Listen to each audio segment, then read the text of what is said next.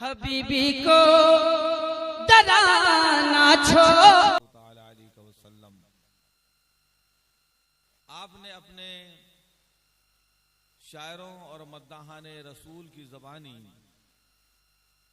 रसूल कौनैन सल्लल्लाहु अलैहि वसल्लम की प्यारी प्यारी नात समात की, महजूज हुए। मैं कहता हूँ बड़ी मुक़द्दस है वो ज़बान, बहुत प्यारा है वो होंठ जिसमें फिल्मी गाने नहीं होते, मुस्तफ़ा के तराने हुआ करते हैं। क़ल्ब महवे सुरूर होता है, गम ज़माने का दूर होता है। क़ल्ब महवे सुरूर होता है, गम ज़माने का दूर होता है। जिंदगी झूम झूम जाती है जब भी ज़िक्रे हुजूर होता है। और आपने अपने उलमाए किराम की तकरीरें समाअत की जिसमें सरकार गौसे आज़म रज़ी अल्लाह तआला अन्हु का ज़िक्र जमील था और कुछ नसीहतें, कुछ हिदायतों की बातें थीं। रात के इस हिस्से में बहुत से लोग अपने घरों को जा चुके। आप हैं कि सरकार गौसे आज़म के नाम पे जाग रहे हैं। सच्ची बात यह है कि हम और आप गौसे आज़म के नाम पे जाग नहीं रहे हैं, अपने सोए हुए मुक़द्दर को जगा रहे हैं। जो लात जिनकी लगती है अल्लाह हयात अता फरमाता है, वो गौसे आज़म का दरबार है। भीख में, खैरात में वलायत बांटी जाती है, वो शहनशाहे बगदाद का आस्ताना है। अगर उनकी यक नज़र हो गई इंशाअल्लाह हमारी दुनिया भी संवर जाएगी और आखिरत भी संवर जाएगी। इसलिए थोड़ी देर बैठिए, अदब के साथ, दिल जमाई के साथ दीन की बातें हों, फिर हम घर से यहाँ से रुखसत हों और घर जाएं तो प्यारे नबी सल्लल्लाहु अलैहि वसल्लम की सुन्नत का वजाला लेके जाएं और हमारा जाहिर भी रोशन हो जाए और हमारा बातिन भी ताबनाक हो जाए। आफ्ताब भाई बहुत सलीके से नात गुनगुनाते हैं, आपने उनकी नात सुनी। उससे पहले शमील अख्तर साहब की मीठी शीरी आवाज़ में सरवरे कौनैन सल्लल्लाहु अलैहि वसल्लम की आपने नातें सुनी और मनाकिब के अशार समात किए।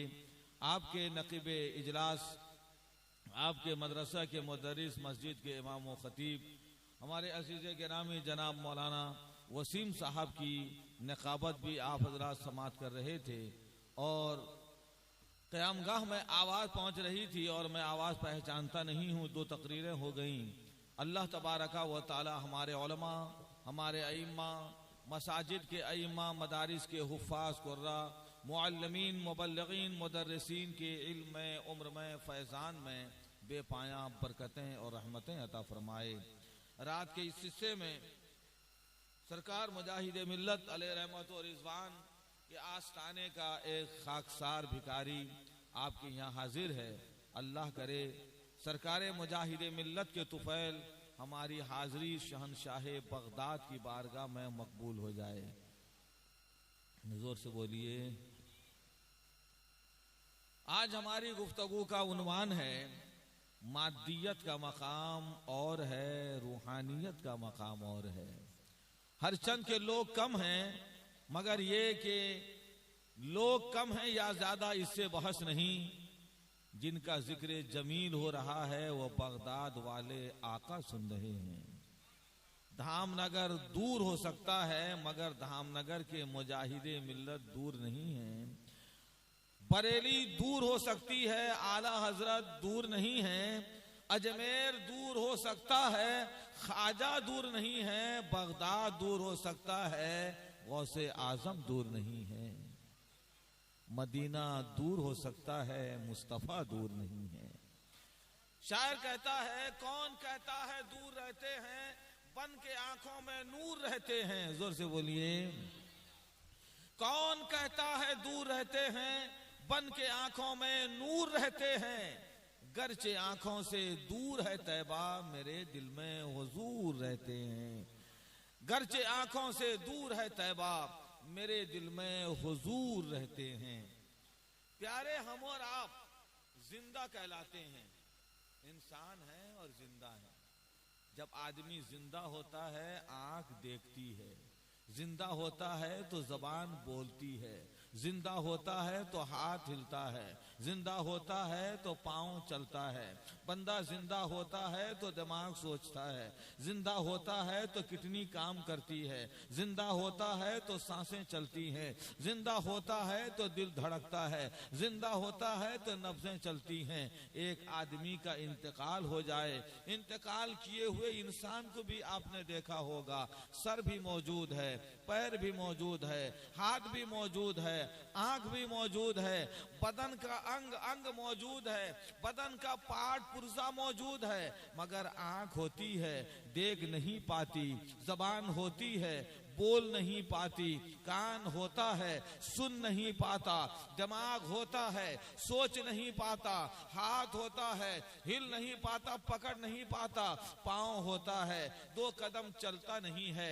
आपसे हम पूछेंगे ये ऐसा क्यों होता है, आप कहेंगे मौलाना धामनगर शरीफ से आने वाले बात सीधी सीधी है, आपने इतनी बात बढ़ा दी है कि असल में आज़ा तो मौजूद है, बदन का पार्ट पुर्जा तो मौजूद है, मगर जान निकल गई है, मगर रूह निकल गई है। तो पता क्या चला, जान मौजूद होती है तो आंख देखती है, जान मौजूद होती है तो कान सुनता है, जान मौजूद होती है तो जबान बोलती है, जान मौजूद होती है हाथ पकड़ता है, जान मौजूद होती है तो जबान काम करती है, पैर चलता है, जान निकल जाए तो बदन मुर्दा हो जाया करता है। बिल्कुल इसी तरह अल्लाह ने जो मजहब हमें अता फरमाया है, जो धर्म जो दीन हमें अता फरमाया है, वो भी दो चीजों का मजमुआ है। एक को अमल कहा जाता है, दूसरे को ईमान और अकीदा कहा जाता है। ये नमाज है, रोजा है, हज है, ज़कात है, नेकी है, जलसा सजाना है, लोगों को खाना खिलाना है, ये अमल है। अमल का सवाब उसी वक्त मिलता है जब ईमान मौजूद होता है। इसलिए प्यारे हम कहते हैं अगर ईमान है तो नमाज नमाज है, अगर ईमान है तो रोजा रोजा है, अगर ईमान है तो हज हज है, अगर ईमान है जलसा सजाने का सवाब है, अगर ईमान है गरीबों को खिलाने का सवाब है, अगर ईमान है नेक काम करने का सवाब है। जान निकल जाए तो बदन मुर्दा हो जाता है, ईमान चला जाए तो आमाल अकारत जाते हैं, आमाल का कोई सवाब नहीं मिलता है। जिंदा इंसान वो होता है जिसके पास जान मौजूद होती है, जान निकल जाए तो बदन काम नहीं करता। मान लो जान मौजूद है, आंख देखती है, तो क्या यहीं से बैठे बैठे धामनगर मुजाहिदे मिल्लत का आस्ताना हमारी आंख देखती है, कान सुनता है, मगर मोबाइल और साइंसी आलात के बगैर यहीं रहते रहते कलकत्ता की आवाज हमारा कान सुनता है, पैर चलता है। क्या एक कदम में हम यहाँ से कटक पहुंच जाएंगे? हम पता क्या चला, मालूम क्या हुआ, आंख रूह वाली आंख देखती है, एक लिमिट के अंदर देखती है, रूह वाला कान सुनता है, एक लिमिट के अंदर सुनता है, रूह वाला पैर उड़ता है, एक दायरे के अंदर उड़ता है, रूह वाला हाथ उड़ता है, एक फासले के अंदर उड़ता है। मगर प्यारे, मैं तुम्हें रूहानियत वाली शख्सियत को समझाना चाहता हूँ। आओ गौसे आजम की बारगाह में, आओ पीराने पीर के दरबार में। किताबों में आता है सरकारे गौसे आजम रदी अल्लाह ताला अपने मदरसा में बच्चों को पढ़ाया करते थे। शागिर्द लोग, आपके स्टूडेंट, आपके छात्र आपके पास बैठे हैं, किताबें खुली हुई हैं, तलबा पढ़ रहे हैं, गौसे आजम पढ़ा रहे हैं।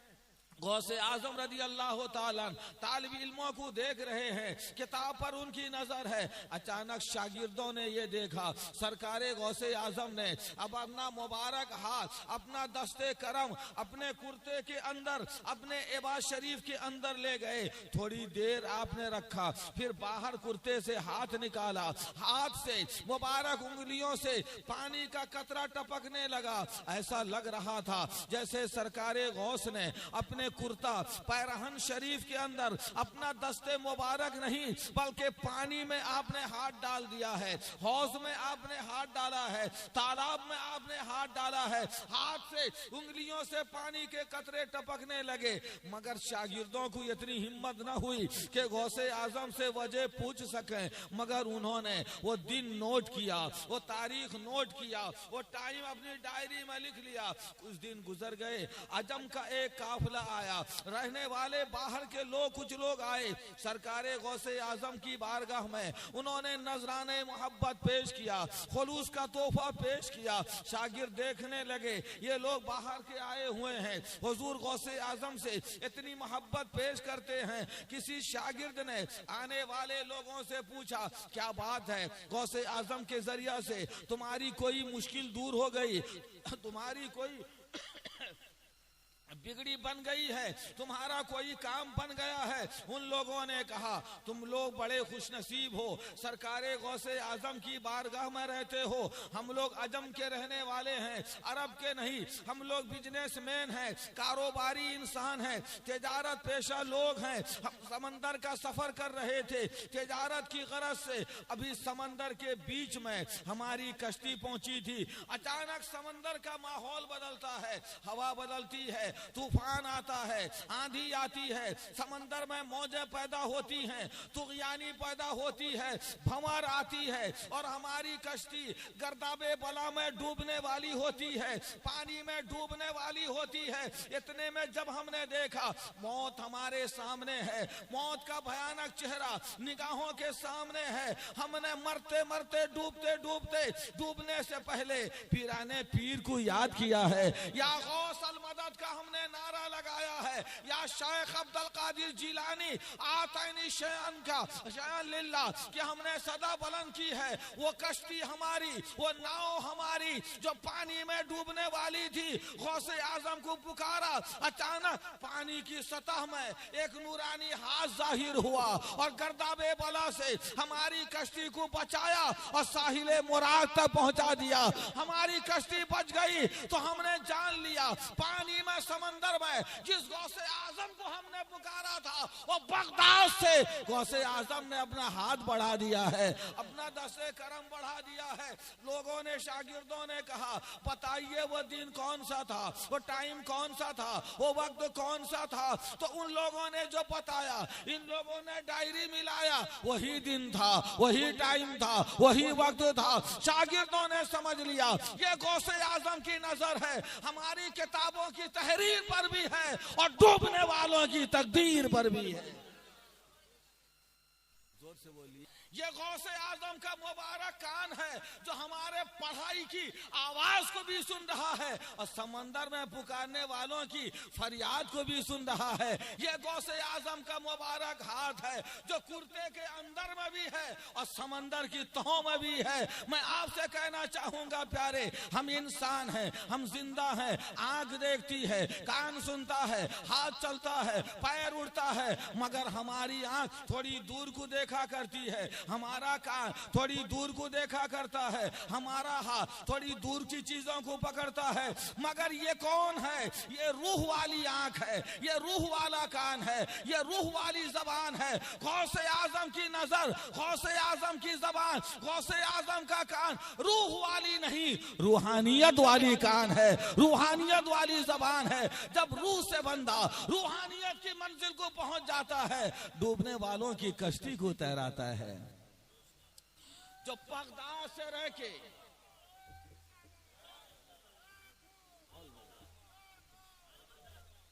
जो बगदाद से रह के समंदर वालों को बचा सकता है, वो बगदाद से रह के हमारे यहाँ देहात में रहने वाले की भी हिफाजत कर सकते हैं, हमारी मजलिस को भी वो देख सकते हैं, हमारी महफिल को भी वो देख सकते हैं, हमारे जिक्र को भी वो देखते हैं, हमारे लंगर को भी वो देखते हैं, हमारे जज्बा मोहब्बत को भी वो देखते हैं। जोर से बोलो प्यारे सुभान अल्लाह।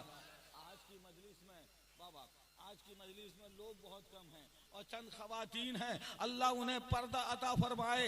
ये किताबों में ये वाकया नहीं है, ये वाकया बिहार में 2 जिला है, एक भागलपुर की सरजमीन है, शायद आपने नाम सुन रखा होगा भागलपुर की सरजमीन, और उसी से नजदीक सहरसा का जिला है। सहरसा में हमारे उस्ताद मुफ्ती कासिम साहब वगैरह हैं, मसकोसिया में पढ़ाते हैं, इनका जिला सहरसा है। सहरसा से थोड़ी दूरी पे भागलपुर का मशहूर जिला है, बड़े बड़े शायर, बड़े बड़े आलिम उस धरती में पैदा हुए। एक खातून थी, एक औरत थी जो ससुराल से मैके जा रही थी और जरूरत आन पड़ी, वो चल के जा रही थी, अकेली जा रही थी।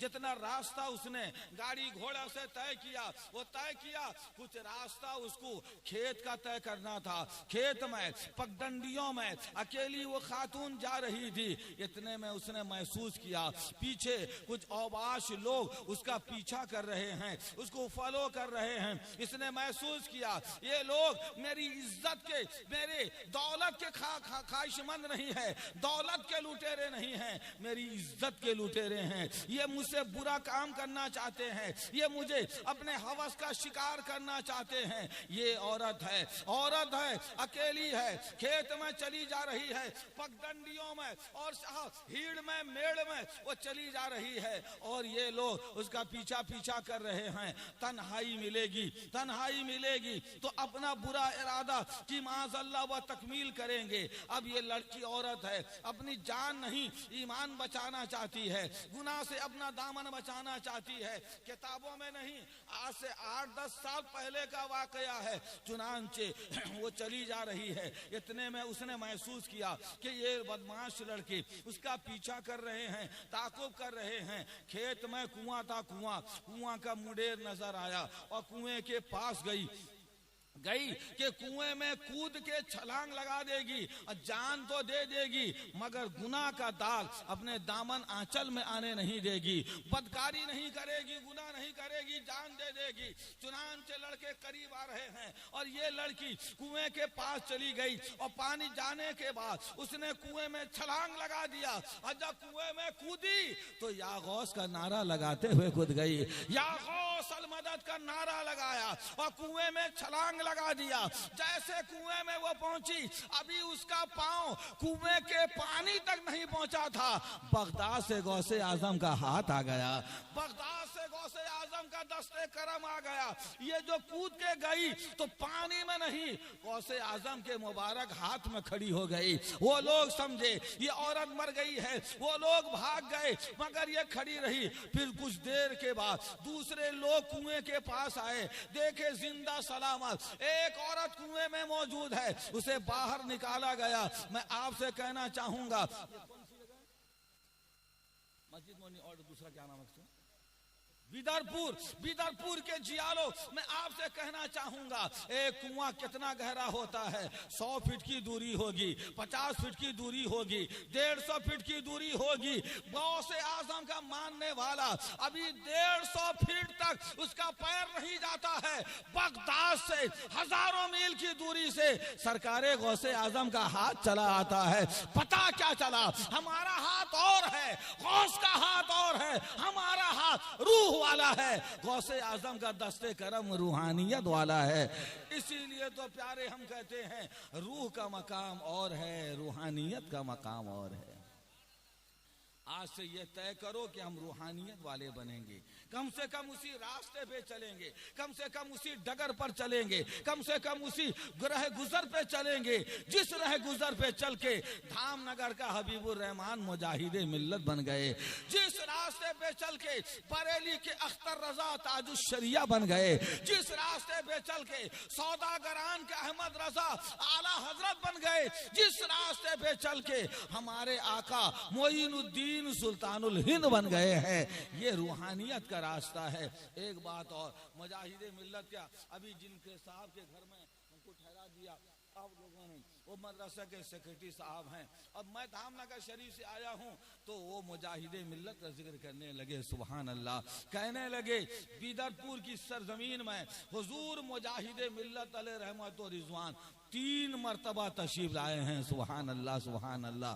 उनका साया एक तजल्ली, उनका साया एक तजल्ली उनका नक्शे पा चराग, उनका साया एक तजल्ली, उनका नक्शे पा चराग, वो जिधर गुजरे उधर ही रोशनी होती गई।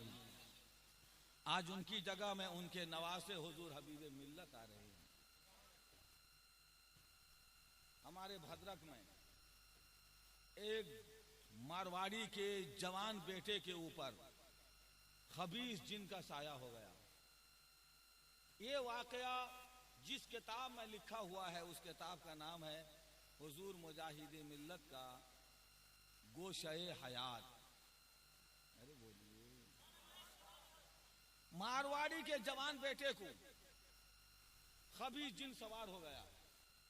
दुआ तावीज फूंक झाड़ जितना जितना इलाज किया गया, मरज बढ़ता गया जूं जूं दवा की। मारवाड़ी के बेटे के ऊपर से वो जिन खबीस दियो शैतान नहीं भागा। फूंक झाड़ करने वाले को उसने उल्टी सजा दे दी।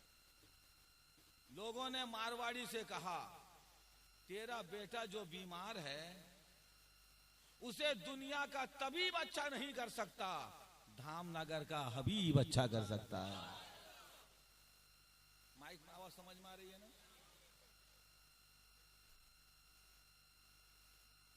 धामनगर का हबीब अच्छा कर सकता है। हजरत मुजाहिद मिल्लत घर में बैठते नहीं थे। हमारे अकीदा व ईमान की हिफाजत के लिए कभी रेल में होते थे, कभी जेल में होते थे। दौरा करके एक दफा जब भद्रक आए, लोगों ने मारवाड़ी से बताया, तेरे बीमार बेटे का मसीहा अब भद्रक आया हुआ है। भद्रक की जामे मस्जिद में तेरे बेटे का मसीहा आया हुआ है।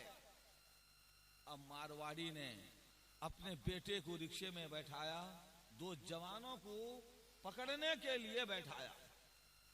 और ये जवान लोग भद्रक जो जामे मस्जिद देखे होंगे, मस्जिद अंदर है, सहन दूर है, दूर में आके रिक्शा रुकता है। दूर में आके रिक्शा रुका, हजरत मस्जिद में मौजूद थे, मस्जिद के सहन में, और 2-5 नमाजी मौजूद थे। इतने में मारवाड़ी का वो बेटा जिसके ऊपर जिन खबीस सवार था रिक्शे से उतरा।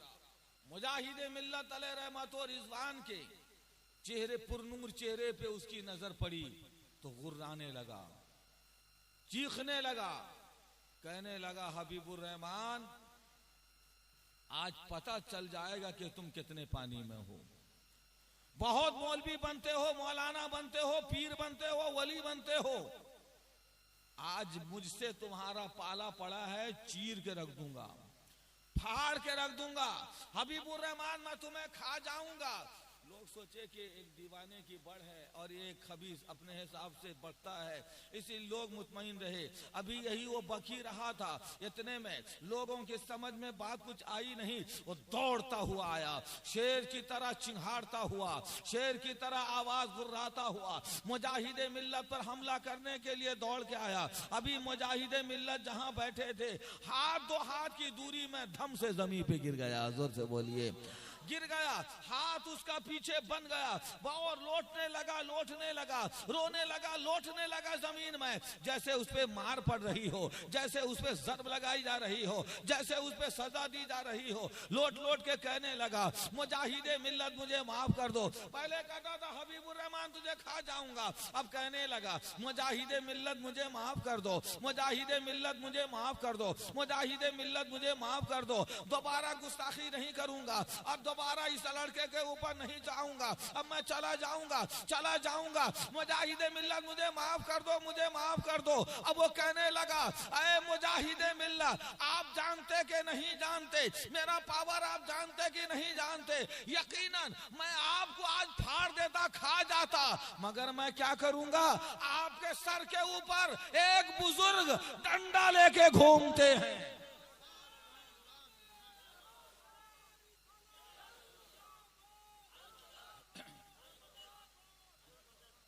मैं आपको फाड़ देता, खा जाता, मगर मैं क्या करूं, आपके सर के ऊपर एक बुजुर्ग डंडा लेके घूमते हैं। अब वो कहने लगा, उधर वो रोने लगा, इधर मुजाहिदे मिल्लत रोने लगे, वो तड़पने लगा, मुजाहिदे मिल्लत बिलखने लगे, वो सिसकने लगा, मुजाहिदे मिल्लत रोने लगे। रो रो के मुजाहिदे मिल्लत को जब थोड़ा सा इफाका हुआ, मस्जिद के लोटे में थोड़ा सा पानी लाया गया, मुजाहिदे मिल्लत ने मियां उसमें दम कर दिया। अल्लाह वालों के दम में कितना दम होता है। पानी मुजाहिदे मिल्लत ने अपना दम किया हुआ मारवाड़ी के आसेफ ज़दा के ऊपर छिड़का, जिन निकल के भागा, जो निकल के भागा वो जवान अच्छा हो गया, घर चला गया। मगर ये जो नमाजी थे मुजाहिदे मिल्लत से कहने लगे, हुजूर वो क्यों रो रहा था और आप क्यों रो रहे थे, वो क्यों रो रहा था, आप क्यों रो रहे थे, वो क्या कह रहा था। कोई बुजुर्ग है जो आपके सर के ऊपर डंडा लेके घूमते हैं, वो क्या कह रहा था। मुजाहिदे मिल्लत फिर रोने लगे, फिर रोने लगे। उन्होंने कहा असल में मामला ये है, जिस बुजुर्ग के बारे में वो कहता था कि मेरे सर के ऊपर डंडा लेके घूमते हैं, वो मेरे गौसे आजम हैं, वो मेरे गौसे आजम हैं। जोर से बोलो प्यारे, वो मेरे गौसे आजम हैं। उन्होंने मुझे बचा लिया, वरना ये जिन बड़ा खबीस था, ये दियो बड़ा शरकस था, ये पापी जिन मुझे कोई ना कोई नुकसान पहुंचाता, मगर मेरे गौस ने मुझे बचा लिया, मेरे गौस ने उसे डंडा मारा, मेरे गौस ने मुझे बचा लिया। मैं आपसे कहना चाहता हूं प्यारे, आज से 50-60 बरस पहले जब मुजाहिदे मिल्लत के सर के ऊपर बगदाद के गौसे आजम की हिफाजत होती है, गौसे आजम की हिफाजत में मुजाहिदे मिल्लत रहते हैं। बिदरपुर के जियालो मुझे कह लेने दो, जहां जहां मुजाहिदे मिल्लत जाते थे गौसे आजम का फैजान आता था। तुम्हारे बिदरपुर की सरजमीन में मुजाहिदे मिल्लत 3 बार आए हैं, तो 3 बार बगदाद के गौसे आजम का फैजान भी आया है। नारे तकबीर, नारे रिसालत, या गौस, या गौस, या गौस, या गौस। फैजाने सरकार मुजाहिदे मिल्लत, फैजाने सरकार मुजाहिदे मिल्लत। नारे तकबीर, जोर से बोलिए प्यारे सुभान अल्लाह। इसलिए मैं कहता हूं प्यारे, हम भी नजर रखते हैं, गौसे आजम नजर रखते हैं। हमारी जो नजर है ये मादियत वाली नजर है, गौसे आजम की नजर रूहानियत वाली नजर है, रूहानियत। इसलिए हम कहते हैं मादियत का मकाम और है, रूहानियत का मकाम और है। मुजाहिदे मिल्लत की तरह नमाजी बनो, रोजेदार बनो, शरीयत के पास दार बनो, तुम रहोगे घर में, गौसे आजम का फैजान आ जाएगा। उस भागलपुर की लड़की की तरह हमारी माएं बहनें पर्दे में रहना सीखें, कोसना बंद करें, झूठ बोलना बंद करें, शौहर को सताना बंद करें, शौहर के बाप को रोलाना बंद करें, शौहर की माँ अपनी सास के साथ बेअदबी करना छोड़ दें, पर्दे में रहें, नमाज पढ़ें, कुरान पढ़ें। वो जहां रहेंगी बगदाद के गौसे आजम का फैजान उनके सर पे साया फगन रहेगा। जलसा भी जरूरी है, उनके नाम का नियाज भी जरूरी है, उनके तरीके पे चल के नमाज भी जरूरी है। मेरे प्यारे, मेरे गौसे आजम ने इरशाद फरमाया, मैंने 40 साल ऐसे गुजारे हैं, इशा के वजू से मैंने सुबह की नमाज अदा की है। गौसे आजम फरमाते हैं 40 साल मैंने ऐसे गुजारे, इशा के वजू से मैंने सुबह की नमाज अदा की है। इन उलमाए किराम से पूछिए, आप लोगों में से बहुत से लोग जानते हैं पेशाब होगा तो वजू टूट जाएगा, पैखाना होगा वजू टूट जाएगा, हवा खारिज होगी बाई सरेगा वजू टूट जाएगा, खून निकल के बहेगा वजू टूट जाएगा, उल्टी होगी वजू टूट जाएगा, आदमी बेहोश होगा वजू टूट जाएगा। ऐसे ही लेट के अगर आदमी सो जाएगा वजू टूट जाएगा। बोलिए। पेशाब पेशाब से, पाखाने से जिस तरह वजू टूटता है, इसी तरह नींद से भी वजू टूट जाता है। फिर मैं आपसे कहना चाहूंगा, नींद आए अच्छे से अगर आदमी लेट के सो जाएगा, वजू टूट जाएगा। सरकारे गौसे आजम क्या कह रहे हैं? मैंने 40 साल ऐसे गुजारे हैं, ऐशा के वजू से मैंने सुबह की नमाज अदा की है। उसका मतलब 40 साल एक रात भी हमारा पीर पीराने पीर वो लेट के नहीं सोए हैं, बिस्तर पे करवट के साथ नहीं सोए हैं। 40 साल गौसे आजम अगर सोते तो वो